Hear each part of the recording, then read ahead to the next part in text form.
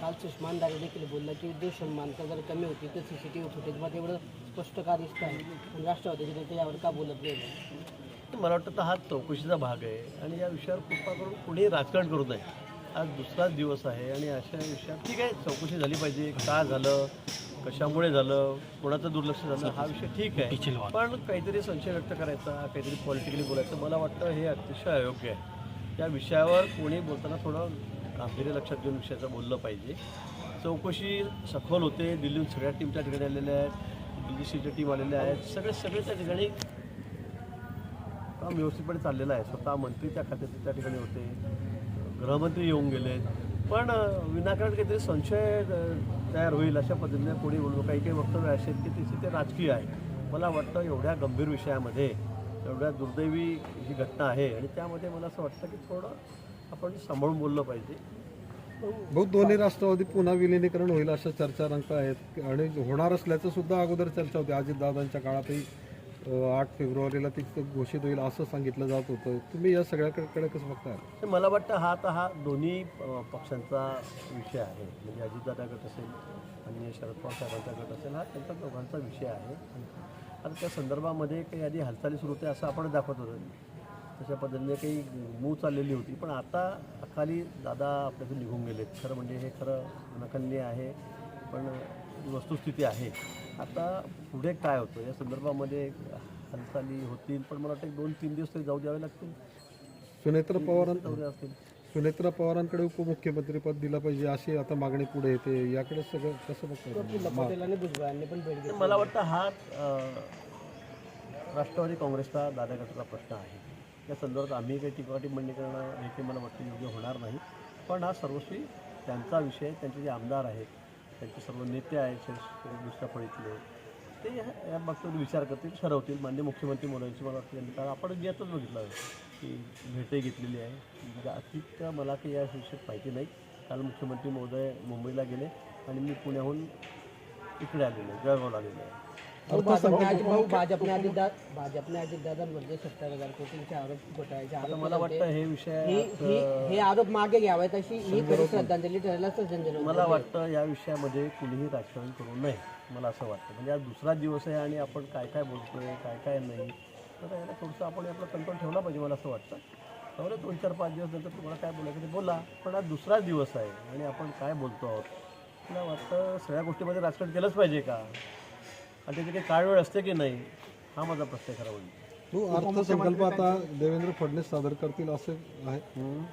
अर्थसंकल्प आज ते सांगणं कठीण आहे. अजून अधिवेशनाला वेळ आहे. म्हणजे लगेच उद्या परवा अधिवेशन नाही आहे.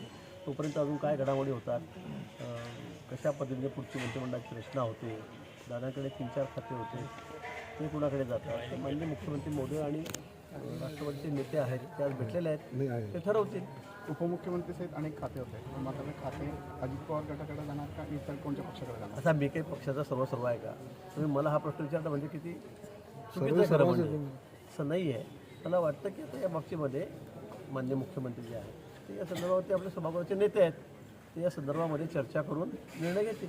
पण लाडक्या बहिणीमुळे राज्य मागे पडल्याचं केंद्रीय सर्वेक्षणामध्ये सांगितलं जात आहे आणि आर्थिक परिस्थिती बिघडली राज्याची असं म्हटलं होतं. पण खरं म्हणजे लाडक्या बहिणींना आम्ही 50 रुपये दर महिना देतो नाही. त्यातून खरं म्हणजे जे बिचारे रंजले गांधलेले आहेत, जे आर्थिकदृष्ट्या दुर्बल आहेत अशा आमच्या भगिनींनासुद्धा त्यांनासुद्धा त्याचा फायदा मिळतोच आहे. ठीक आहे, थोडं इतके पैसे तिकडे गेल्यामुळे थोडाफार फरक, पण मला वाटतं तोही पडणार नाही. मी तर असं म्हणेल माननीय मुख्यमंत्री आमचे एवढे कुशल आहेत की त्या संदर्भाबद्दल तीसुद्धा जी गॅप आहे तीसुद्धा ते भरून टाकतील. तिथे कुठेही काही फरक पडेल विकासावर. आपण बघतात किती विकासाची कामं झपाट्याने चाललेली आहेत, किती इन्फ्रास्ट्रक्चरची कामं या ठिकाणी राज्यामध्ये चाललेली आहेत. आपणच बघतात सगळ्याजवळ बघा, कुठे बघा, कुठल्याही क्षेत्रामध्ये बघा, अतिशय वेगाने कामं सुरू आहेत. थोडाफार फरक पडत असेल, पण त्यातूनही आमच्या भगिनींचा विकासच होतो आहे. ते गरीब आहेत, त्यांना खरं अर्थ गरजू आहेत, त्यांना गरज आहे, त्यांच्याकडे हा पैसा जातो ना, हा कुठे वाया जातो आहे. हा सुद्धा विकासच आहे खऱ्या अर्थी. गरीब माणसाला मदत 2 पैसे कर्ज मिळाले, 50 कर्ज मिळाले, तर हा सुद्धा विकासाचाच एक भाग आहे मला असं वाटतं. अपघातासंदर्भातल्या सर्व गोष्टी बाहेर पडाव्यात म्हणून राज्य सरकारने CIDच्या माध्यमातून या प्रकरणाचा तपास करण्याचे आदेश दिले आणि CIDच्या माध्यमातून तपास देखील सुरू झाला. मी म्हणत मग CID करू द्या, CBI करू द्या, झालं पाहिजे ना. अपघात झाला कसा हे कळायला पाहिजे. म्हणजे आम्ही पण अचंबित आहोत. मी त्या ठिकाणी धावपट्टी काल जाऊन बघितली, ॲक्सिडेंट स्थळावर त्या ठिकाणी गेलो की स्ट्रीप लागायच्या आधीच विमान खाली कोसळलं कसं, मग ते वरतूनच काही बिघाड होता का. का ते जे दाखवलं त्या फोटोमध्ये असं तिरपं होऊन गेलेलं होतं उतरताना, अगदी 100 फूटवरती 200 फूटवरती. म्हणजे खरं वस्तुस्थिती काय, ब्लॅक बॉक्स काढलेला आहे, त्याच्यामध्ये काय आलेलं आहे, पण नेमकं काय झालं हे समोर आलं पाहिजे. अन्यथा याच्यामध्ये चूक कोणाची आहे, तर चूक असून कोणाला काही शिक्षा काही देता येत नाही, पण नेमकं चुकलं काय हे समोर आलं पाहिजे. आणि पुढच्या वेळेला अशा दुर्घटना होणार नाहीत याची काळजी घेतली गेली पाहिजे. भाऊ संजय राऊत म्हणतायत की भाजपचे जर दादावर प्रेम असेल तर त्यांनी 70,000 कोटीचे जे आरोप दादांवर केले ते माईक नीचे श्रद्धांजली अर्पण करताना आपण सांगितलेलं की दादा काही चुकले तर मी त्यांच्याशी बोलायचो. नेमकं मागच्या भाषणामध्ये देखील त्यांनी भाजपवर आरोप केला. नाही, ज्यावेळेला आरोप व्हायचे किंवा दादा त्याचे प्रवक्ते बोलायचे त्यावेळेला मी दादा सांगितलं की दादा थोडं थांबून थोडं जरा बोलायला नको. मी दादांचे माझे खूप चांगले संबंध होते. कोणाला विचारा, त्यांच्या नेत्यांना सगळ्यांना विचारा, राष्ट्रवादीच्या दुसऱ्या पहिल्या दादानंतरच्या, तरी आपल्याला सांगतील. कॅबिनेटमध्ये सुद्धा दादा ना माझ्याविषयी बोलल्याशिवाय त्याची कॅबिनेटच पूर्ण होतो. विधानसभेमध्ये सुद्धा आम्ही सोबत होतो किंवा विरोधात होतो. समोर असताना सुद्धा दादा माझ्याबद्दल काय काय बोलते तुम्हीच सगळं टी व्हीवर दाखवलेलं आहे. आणि नंतर मग आम्ही बाहेर आल्यावर खूप एकमेकांना ओढायचो, बोलायचो. ही वस्तुस्थिती आहे. त्यामुळे हेही खरं आहे. मागच्या वेळी दादा ज्यावेळेला खायच्या बाबतीत बोलले मी म्हटलं दादा आपण असं बोलू नका, आणि ते नाही, त्यांचे प्रवक्ते सुद्धा बोलायचे.